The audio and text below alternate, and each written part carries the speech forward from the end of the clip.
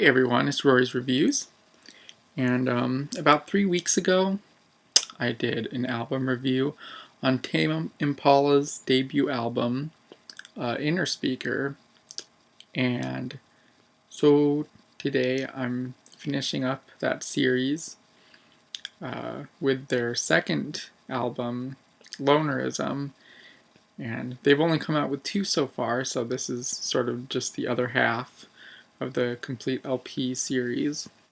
Now, I'm going to go into more detail on this album, but if I wanted to, I could pretty much sum this one up by saying if you liked Inner Speaker, then you'll probably like Lonerism, because they sound pretty much the same for all intents and purposes.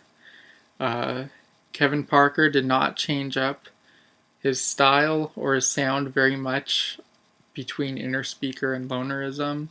So I guess whether or not you like this album kind of depends on whether or not you liked Inner Speaker. And if you remember, I liked Inner Speaker. I thought it had a mix of really good tracks and sort of tracks that were forgettable in a way. And same is true of this one, actually. It has really great tracks on it that do some really interesting things. But this one too contains some forgettable tracks, in my opinion. So let's talk about the album's highlights, or highlights, in my opinion. First of all, the album single, Elephant. It comes relatively late in the album. Number 9 is track number 9, and it's probably because the single is like the only track that doesn't sound much like Tame Impala usually sounds. It's a lot more simple texture-wise, and it's a lot more straightforward. And it's not drowned out by all these psychedelic synth textures. But it's really good. I like it. It's actually the first Tame Impala song I ever heard because it played on the radio so often here. And, you know, anyone who like passes by a radio is gonna hear Elephant eventually, I feel like. But it's a really effective song, and it's good that they change up their sound because, to be honest, as much as I love like that sort of psychedelic rock sound, it does start to get to be too much after a while. So this is a nice change of pace.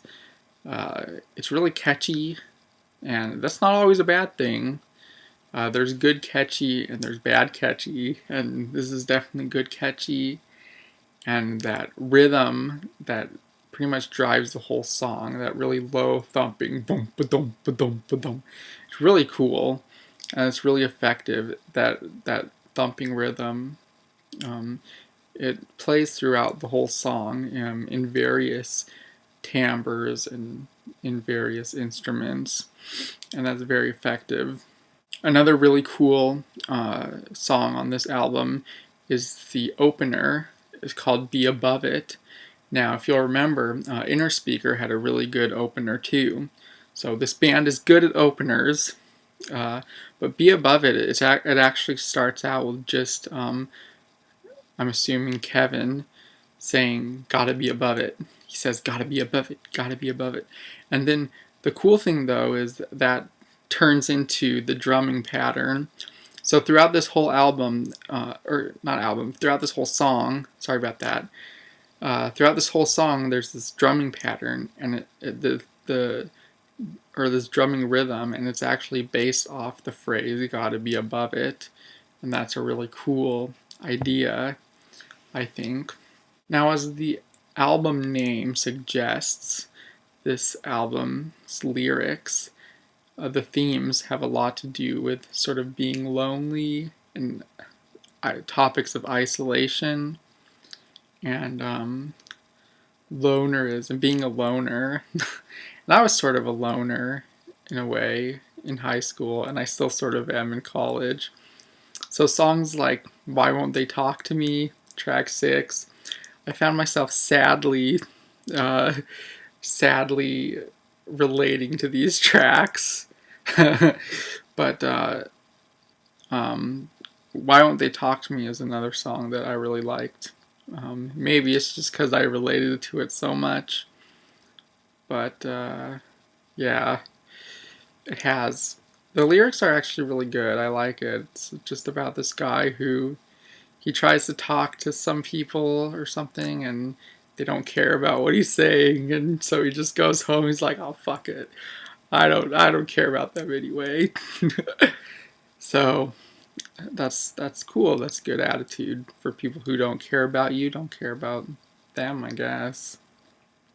Um, One of the biggest and longest songs on this album is track 3, Apocalypse Dreams. Sorry about that.